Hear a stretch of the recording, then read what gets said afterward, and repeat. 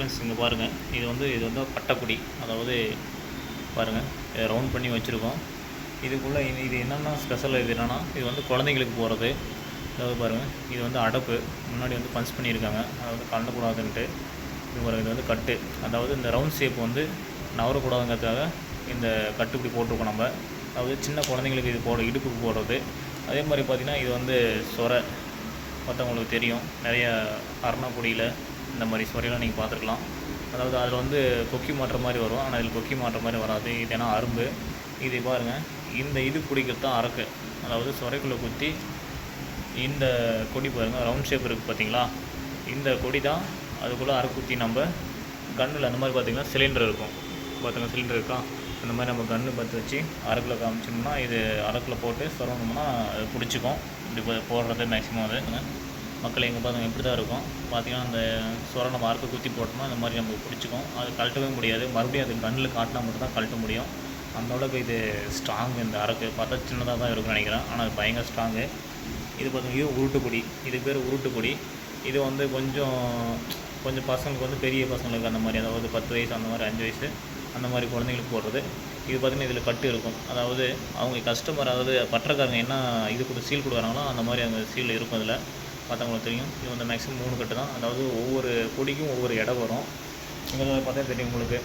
இது வந்து நார்மலாக பார்த்திங்கன்னா சின்ன ஒரு சைஸ் ஓரளவுக்கு பட்டை பெருசாக இருக்குது பார்த்தீங்களா, அதே மாதிரி இன்னும் சின்னதாக இருக்குது பார்த்திங்கன்னா இந்த கொடி. இதில் பார்த்திங்கன்னா சின்ன சைஸு, இன்னும் குழந்தைங்களுக்கு சின்ன சைஸ் போடுறது பார்த்தவங்களுக்கு தெரியும். இது வந்து மிஷின் கொடி சொல்லலாம். இது வந்து மிஷின் கொடி தான் மேக்ஸிமம். இது வந்து அதாவது கைக்கொடி பார்த்திங்கன்னா இன்னும் கொஞ்சம் நல்லாயிருக்கும், முள் நல்லாயிருக்கும். இது வந்து மிஷின் கொடி பார்த்திங்கன்னா அப்படியே முள் இது உப்போம். அதுவும் இல்லாமல் இந்த வெள்ளி இது பார்த்திங்கன்னா மேக்ஸிமம் வந்து 70% எது சொல்கிறது 100% 70% தான் வெள்ளி, மீதி 30% வந்து இல்லை செம்பு இருக்கும். கண்டிப்பாக அது வந்து இருக்கும். செம்பு இல்லாமல் எதுவுமே இருக்காது. அதாவது நல்ல வெள்ளின்னு சொல்லுவாங்க. அது இன்னும் வந்து பார்த்திங்கன்னா பார்க்குறதுக்கு இன்னும் வேறு லெவலாக இருக்கும். அந்த வெள்ளி பார்க்குறதுக்கு, அதாவது என்ன சொல்கிறது, நெருக்கு வந்து ஃபினிஷிங் மாதிரி வேறு லெவலாக இருக்கும். அதே மாதிரி முள் வந்து வேறு லெவலாக உட்காந்துருக்கும். இந்த மாதிரி அது இருக்காது. மேக்ஸிமம் ஏன் வெள்ளி வந்து ரொம்ப நாள் வந்து கருத்து போயிடுது அப்படின்னு பார்த்திங்கன்னா இதுதான் காரணம். அதாவது எப்படி சொல்கிறேன்னா, மீதி வந்து 100% வந்து அதில் 70% தான் வெள்ளியாக இருக்கும். நீங்கள் மேக்ஸிமம் எந்த பொருள் எடுத்தாலும் வெள்ளி வந்து கலப்படம் இல்லாமல் இருக்காது. எல்லாமே வெள்ளி வந்து கலப்படம் தான். அதாவது நீங்கள் ஹால்மார்க், அதாவது எப்படி சொல்கிறது, தங்கத்தில் எப்படி ஹால்மார்க் வாங்குறீங்களோ அதே மாதிரியே ஹால்மார்க் வெள்ளின்னு இருக்குது. அது நீங்கள் கடையில் கேட்டிங்கன்னா அது ரேட்டு தனி ரேட்டு ஜாஸ்தியாக இருக்கும். அதாவது இதோட ஒன்று விலை ஜாஸ்தியாக இருக்கும். மக்கள் வந்து இதை மாதிரி சொல்கிறது, இந்த மாதிரி நார்மல் டைப்பை வாங்கிக்கிறாங்க. வாங்கிட்டு என்ன பண்ணுறாங்கன்னா போட்டு அப்புறம் இதில் இடுப்பில் போட்டு கருத்து போச்சு அப்படின்னு சொல்கிறாங்க.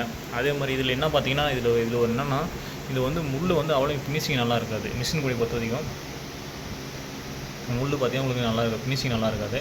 அது கைக்குடி பார்த்திங்கன்னா அவங்களே மக்களே வந்து கையில் பின்னுவாங்க. அது பின்னுறதுக்குன்னு ஆள் இருக்காங்க. அதாவது அது இன்னும் சொல்லணும் போனால் நிறையா சொல்லிட்டு போகலாம், அது எப்படி பின்னுறாங்க அப்படின்னு சொல்லிட்டு போகலாம். ஆனால் உங்களுக்கு நான் சுருக்கமாக சொல்கிறேன். அதாவது இது வந்து கையிலே பின்னுவாங்க. அதை வந்து கையிலே பின்னிட்டு அதுக்கப்புறம் வந்து அது கம்பிலாம் போட்டு வச்சு வச்சு இழுப்பாங்க. ஆனால் இது அப்படி கிடையாது, எல்லாமே மிஷினே வந்து இழுத்துரும்.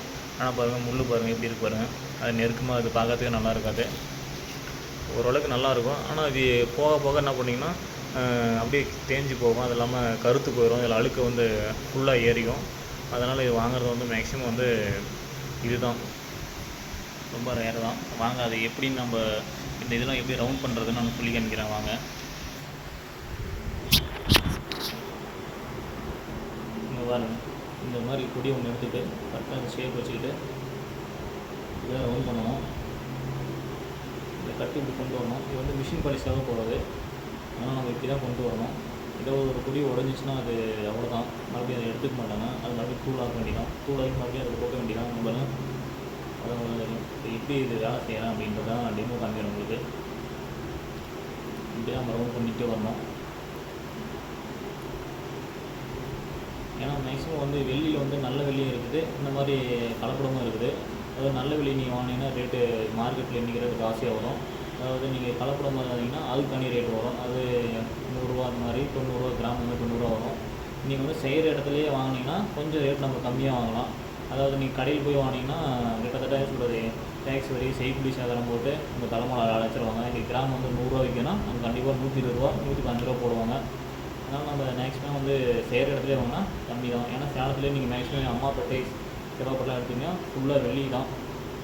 அதை சொல்ல தேவையில்ல, அது உங்களுக்கே தெரியும். நிறையா இதெல்லாம் வந்து எப்படி சொல்கிறது, மக்களை இது மாதிரி ஏமாத்துறதுக்காக நிறையா இதெல்லாம் பண்ணிட்டு இருக்கிறாங்க. அதாவது வெள்ளியிலே இப்போ இது அருணாக்குடிலாம் இருக்குது. அருணாக்குடி பார்த்திங்கன்னா முள் வந்து ரொம்ப பார்க்குறதுக்கே ஷைனிங்காக இருக்கும், அதாவது ஃபினிஷிங்கே இருக்காது. அந்த மாதிரி நீங்களாம் வாங்கி போட்டிங்கன்னா இடுப்பில் நாளாக என்ன பண்ணுன்னா அந்த அழுக்கு ஏறி நம்ம அந்த ஷைனிங்லாம் குறைஞ்சிச்சின்னா அப்புறம் என்ன பண்ணுன்னா இந்த மாதிரி இதில் தேஞ்சு அதே மாதிரி கட் ஆகிடும், அதாவது முள்ளோடி தேர்ந்துக்கும். அந்த மாதிரிலாம் இதெல்லாம் வாங்காதீங்க தயவுசெய்து. ஏன்னா நல்ல பொருளை குவாலிட்டியாக வாங்கி போடுங்க. நல்லா முள் ஃபினிஷிங் பாருங்கள், நல்லா நீட்டாக இருக்கும். அந்த மாதிரி இதெல்லாம் வாங்கி போடுங்க. ஏன்னா நம்மளுக்கு காலகாலமாக எப்பவுமே நம்ம அடிக்கடி வாங்க போகிறதில்ல. நடுத்தர மக்கள்கிட்டலாம் அந்த மாதிரி காசு எடுத்து போகிறது கிடையாது. எப்போயோ ஒருத்தவங்க பொருள் வாங்குவாங்க. அதே மாதிரி நல்லதாக பார்த்து வாங்கணும்.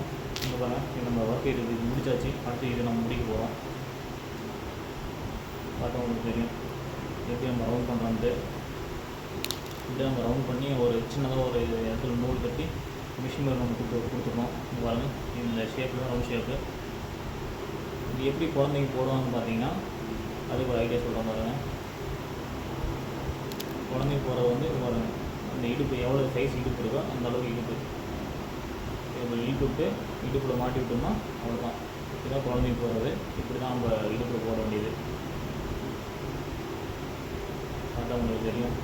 நான் வெள்ளியை பற்றி நிறைய பேருக்கு தெரியாது, அதனால் சொல்கிறேன், பார்த்து தெரிஞ்சுக்கோங்க.